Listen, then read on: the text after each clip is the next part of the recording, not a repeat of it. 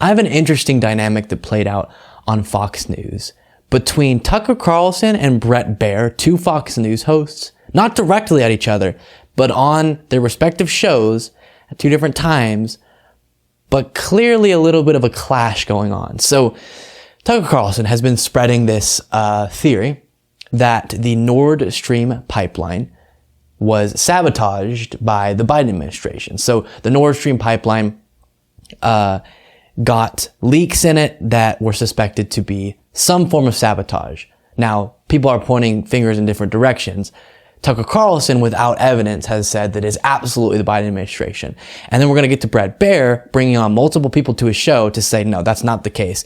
This is Russian propaganda, which Tucker Carlson is really good at doing. But we'll take a look at Tucker's recent claim and then look at Brett Baier kind of responding.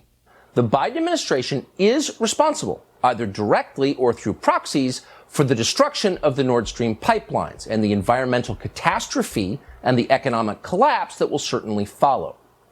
Okay, pretty stark terms there. Again, he has not provided significant enough evidence at all to make such a claim. And so then here is Brett Baier on Fox News, same network, clearly using similar language, saying, do you think the United States is responsible or by proxy responsible, which is exactly how Tucker Carlson phrased it, for these things, clearly responding to one of his other hosts, one of his colleagues, pretty aggressively, I'd say. To this Nord Stream pipeline attack.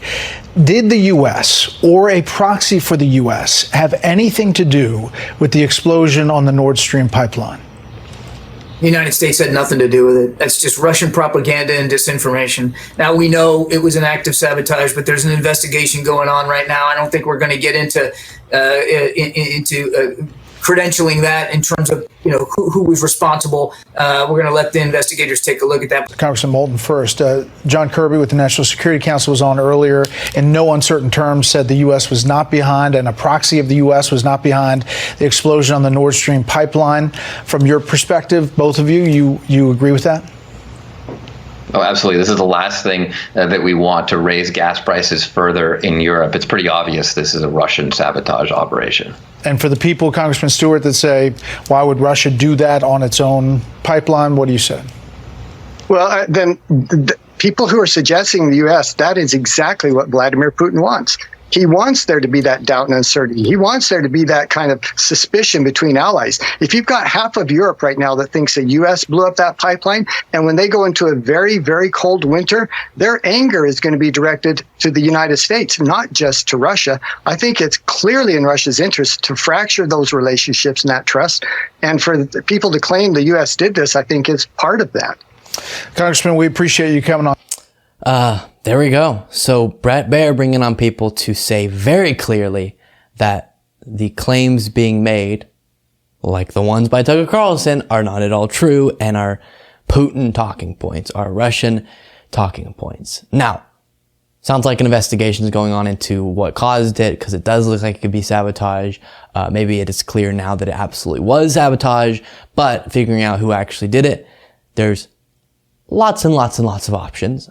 So crazy though that Tucker Carlson has just become a complete Russian state media guy. I mean, we showed you recently on Russian state media, they play clips of Tucker Carlson because they think he's so good at perpetuating their talking points. And so they'll play him on their show.